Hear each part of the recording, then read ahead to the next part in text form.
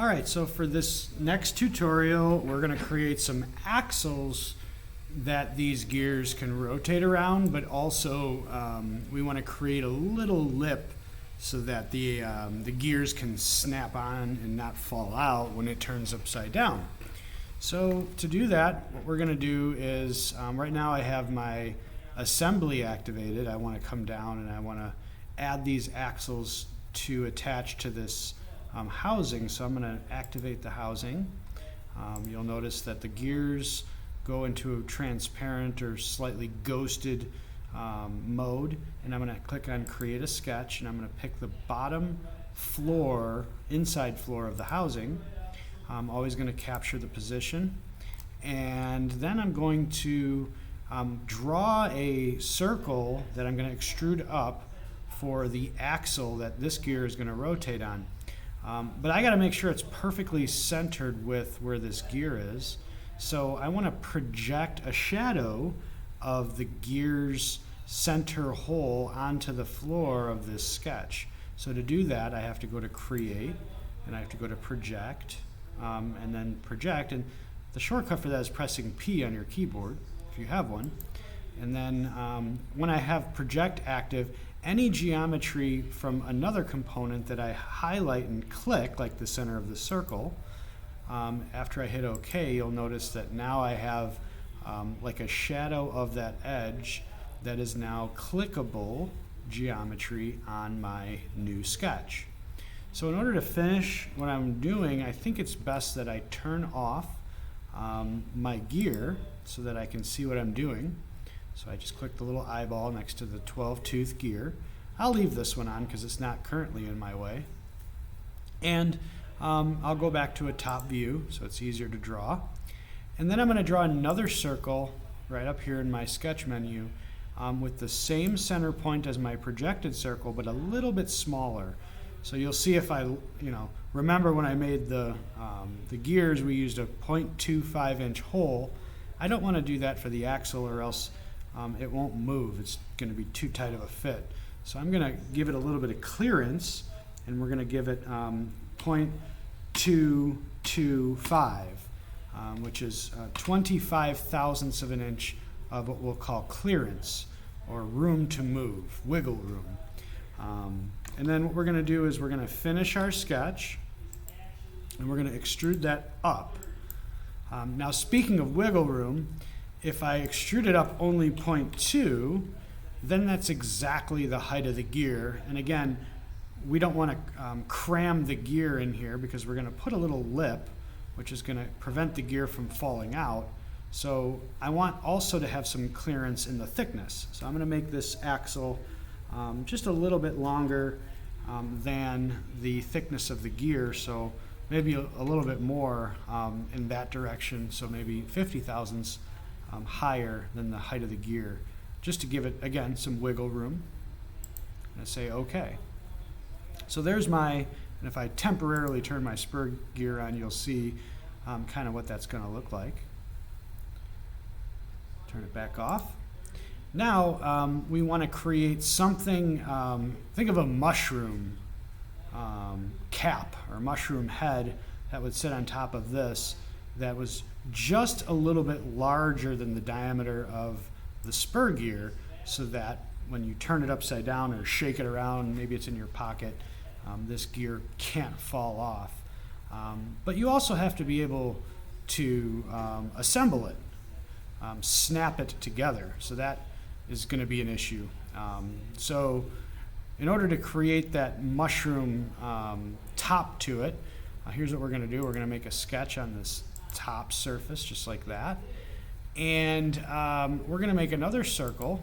This time we're going to snap it to the same concentric center of the axle we just made, but now what we're going to do is we're going to snap this circle bigger, somewhere bigger than the spur gear hole, and we're going to dimension it to be 0.250 is the size of the hole.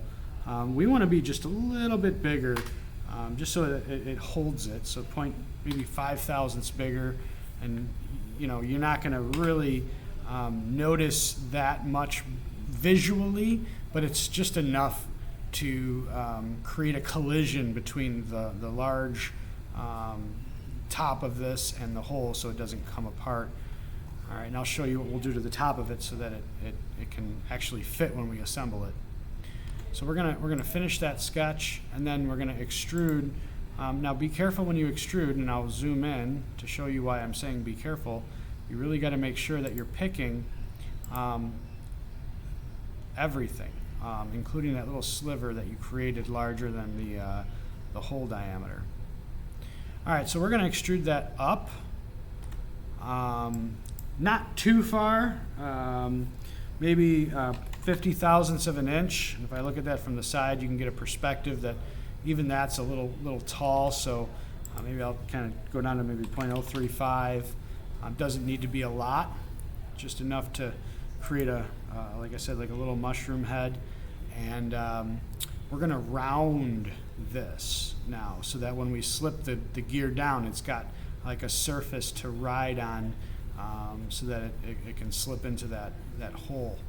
So in order to round this top edge, we're going to go up to the modify, and we're going to select fillet, and we're going to pick that top edge, and then we're going to give it a radius. So again, I'll do that again. Modify, fillet, and then we're going to pick that top edge, and then we're going to pick a number that allows it to give nice gradual curve on the outer edge. So I used a 0.03, maybe I'll add a 5, and sure enough, that brings that curvature right to the edge and brings it up to here. So I'm going to hit OK. Give it a second. Okay, so when I look at this now, and I'll turn my gear back on, wherever you are. Oh, it is on. I guess I was doing that while it was on. If I go back to my assembly, you'll notice that everything will move, and this has a little bit of room to move up and down. But if I were to try to assemble this gear onto this peg or axle, it wouldn't fit. This almost will need to kind of compress or squeeze together. So that's what I want to do now before I add this over to this axle.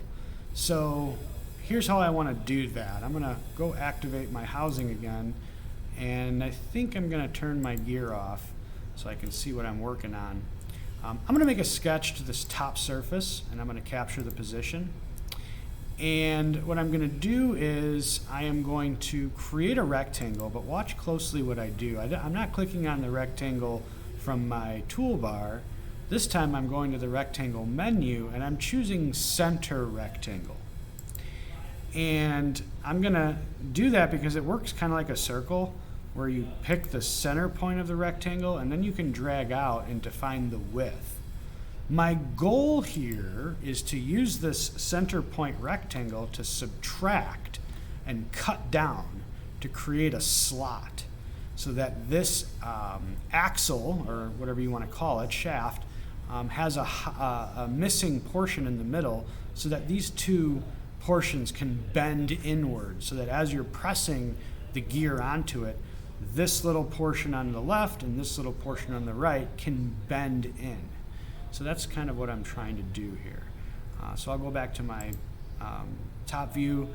So this keeps it in the middle, and then I can just add a dimension to the width from here to here. And really all I'm looking for is just a small amount of clearance. I'm going to put in 0.03, and I'm just going to stretch the top by clicking and holding of my rectangle to make sure that I'm not even going to add a dimension for the length of the rectangle, because I'm using it to subtract. So as long as it's wider than the overall width of that feature here, I'm good. So I can finish my sketch, and I'm going to cut it down. So I got to pick all three of these regions, and I'm going to cut in the negative direction. And I don't have to go all the way down. I can actually just go down a little bit. And when I say a little bit, I'm going to only go down negative 0.15, because the only part that will create a collision while you're putting the gear on is where this little mushroom head is. So it just needs to flex or bend up here as you're assembling it. So that's where I'm going to do that. Okay? Now I know what you're thinking. You're like, oh, that was a lot of steps. I don't want to have to do all that again over here. Well, you're in luck.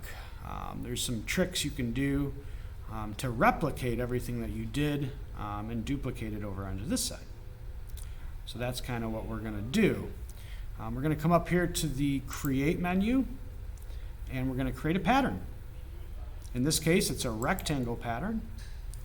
And your pattern type, I think by default, will be set to faces. You can pattern bodies, you can pattern components, but these are features. Anytime you extrude something or cut something or join something, it's considered a feature. So that's what I want to pattern. So a couple of ways you can pick your features. You can see I'm highlighting. Everything's a feature. My cut is a feature. My fillet is a feature. My extrusion's a feature. You can see down here in my history along the bottom that as I picked those things, they became selected down here also. But once you have everything selected, you're going to go over here into your pattern window, and you're going to say, which direction would you like the pattern to go? And then you get your X and your Y and your Z axes. Since I want it to go to the, based on the way that my screen is looking, I want it to go to the right. That is the X-axis, so I'm going to pick it. Notice my arrow is showing to the left, and that's a positive. So therefore, I'm going to go to the right. And then if you remember the pitch distance, which is between this little line and the center of the big gear, plus the pitch distance from the little gear to that line, if you remember that number, it was 0.9. Oops, I put that in the wrong box. It was 0.9, but I want to go in the negative direction, so negative 0.9. So that's going to send it in this direction, and then it's asking me for a quantity, meaning how many of these are in the pattern?